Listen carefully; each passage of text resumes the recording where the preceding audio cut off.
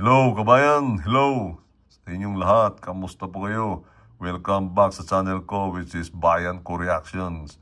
Itong episode nito ay tungkol ito sa bagong news regarding Senator Amy Marcos na kumalas na daw siya, iniwanan na niya ang partido alyansa ng kapatid niya si President Bobo Adik Marcos. Dahil hindi na daw niya naintindihan at na-disappointed daw siya.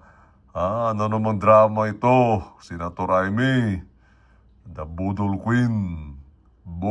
Queen, Amy Marcos. So kung gustuhan po nito itong video nito, don't forget to like, subscribe, write any comments, and share. And don't forget to click the notification bell. Shout out sa mga nag-subscribe sa channel ko. So panoorin po natin guys, ano itong sinasabi o ano ba itong balita. Mismo kay Senator Amy Marcos na nanggaling, hindi na siya bahagi ng senatorial slate ng administrasyon dahil daw yan sa pagkakaiba ng kanilang prinsipyo at paninindigan.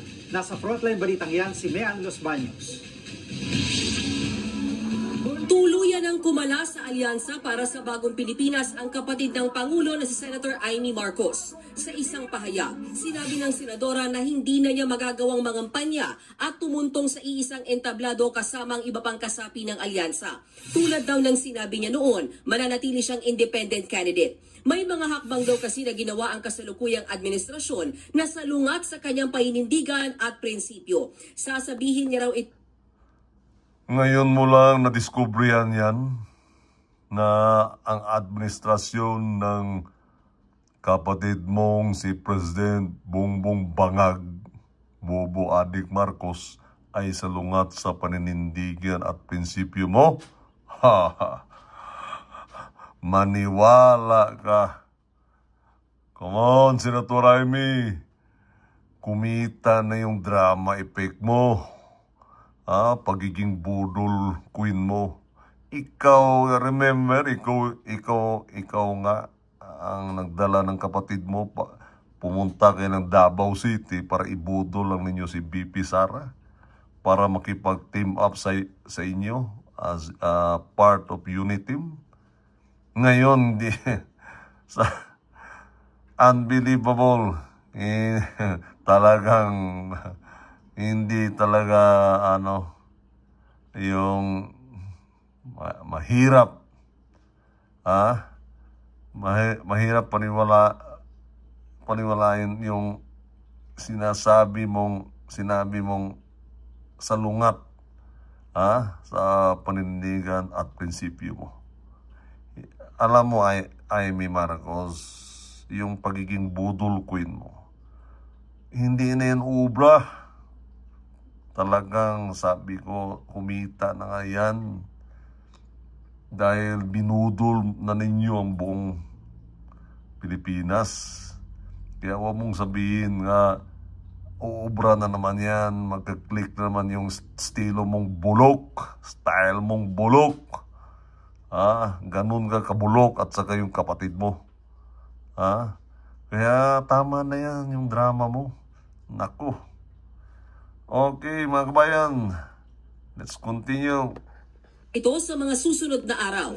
Nitong nakaraang linggo lang ng pangunahan ni Senator Amy ang pagdinig ng Senado kaugnay sa pagkakaaresto kay dating Pangulong Rodrigo Duterte. Sa pagdinig ng Senado nitong nakaraang linggo, makailang beses in-invoke nila DILG Secretary John Vic Remulla at siya si Secretary Boying Remulla ang tungkol sa executive privilege. Yan ay nung hingan sila ng detalye kaugnay sa di umunay pagpupulong ni Pangulong Marcos at ng ilang miyembro ng gabinete bago ang pag-aresto kay dating Pangulong Duterte.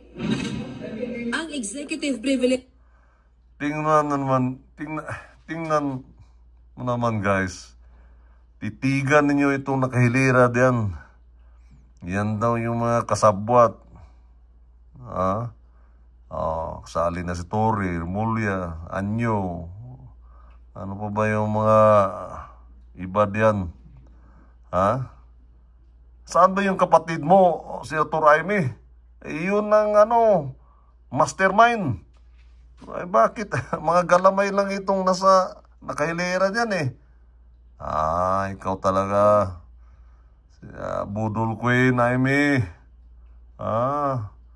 Ano mang drama ito, useless itong investigasyon mo. Tama yung sinabi ni Senator Bongo. Wala yan. Formality lang yan dahil natatakot ka lang. Sa totoo lang, Senator Amy, gusto mo lang yung iligtas ang sarili mo dahil natatakot ka nga hindi ka ibubuto ng taong bayan, kaya nagdadrama effect ka na naman.